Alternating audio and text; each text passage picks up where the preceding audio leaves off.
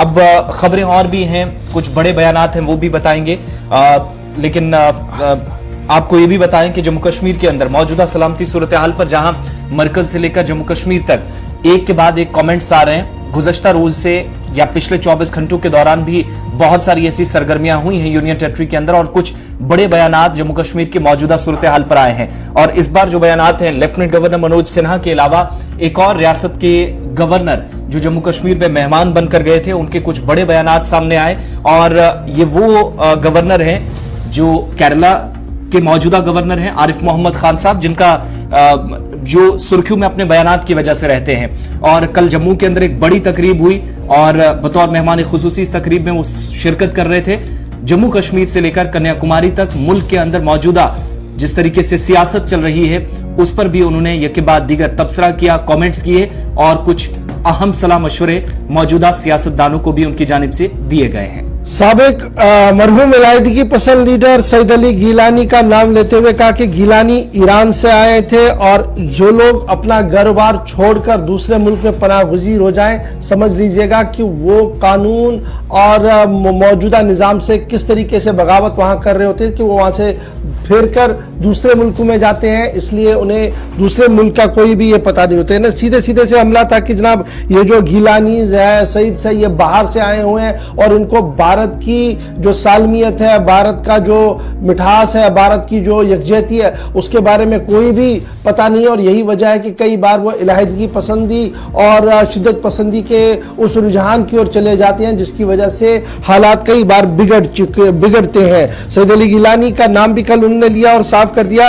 कि गिलानीज ईरान से आए हैं और उन्हें भारत के बारे में कुछ भी नहीं पता, लेकिन हमेशा भारत को तोड़ने की कोशिशों में लगे रहते हैं। इसके साथ साथ जहां कल उन्होंने इस बात की ये बात बताई, वहीं पर इस बात पर भी जोर दिया कि भारत एक ऐसा मुल्क है जहां पर हिंदू, मुस्लिम, सिख और क्रिश्चियन एक साथ रह रहे हैं और जम्मू कश्मीर एक ऐसी मिसाल उसकी बहुत पहले ही कायम कर चुका है। इस मौके पर जहां आरिफ मोहम्मद खान ने खिताब किया, रियासत यूनियन टेरिटरी के लेफ्टिनेंट गवर्नर मनोज सिन्हा ने भी इस मौके पर खिताब करते हुए इंतजामिया की तरफ से उठाए गए इकदाम, माइनॉरिटीज को लिए जाने वाले जो मुराद है, इस पर तफसीली रोशनी डालते हुए कहा कि हुकूमत हर सतह पर हर मुमकिन कदम उठा रही है ताकि अक़लियतों के तहफ़्फ़ुज़ को यकीनी बनाया जाए। ताहम आरिफ मोहम्मद खान के बयान के बाद वादी के अंदर सियासत काफी ज्यादा गर्म है।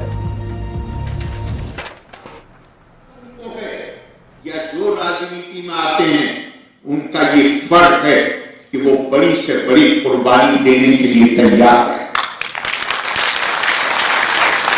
उन्हीं को आना है जिन्होंने अपने आप को समर्पित, जिनके पास संस्कार की दौलत,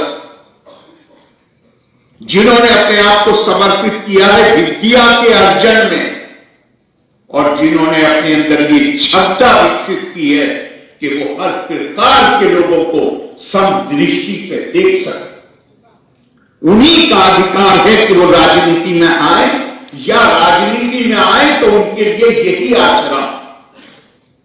ये भारत की कल्पना है हमारी। मुझे लगता है कि हमारी बहुत सारी समस्याएं केवल इसलिए हैं आज कि हम अपनी विरासत से नावाकिफ हो गए,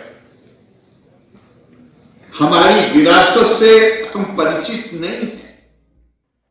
जम्मू कश्मीर के दो बड़े काम आज हमारे सामने।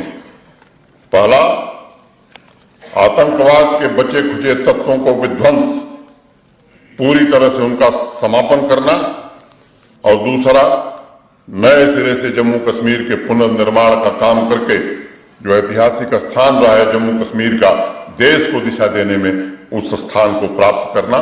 इसमें मैं आप सबसे निवेदन करूंगा, आइए, कोई भी काम असंभव नहीं है। ऐसा हम करें जिससे हमारी राष्ट्रीय एकता, सांस्कृतिक चेतना तथा समाज के ताने बाने को कभी नुकसान न पहुंचे।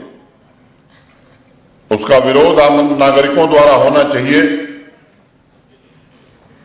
जो इसे चोट पहुंचाने की कोशिश कर रहे हैं। यहां का युवा नशे से कैसे मुक्त हो, ये एक बड़ी चुनौती जम्मू कश्मीर के युवाओं के लिए एक बड़ा संकट है।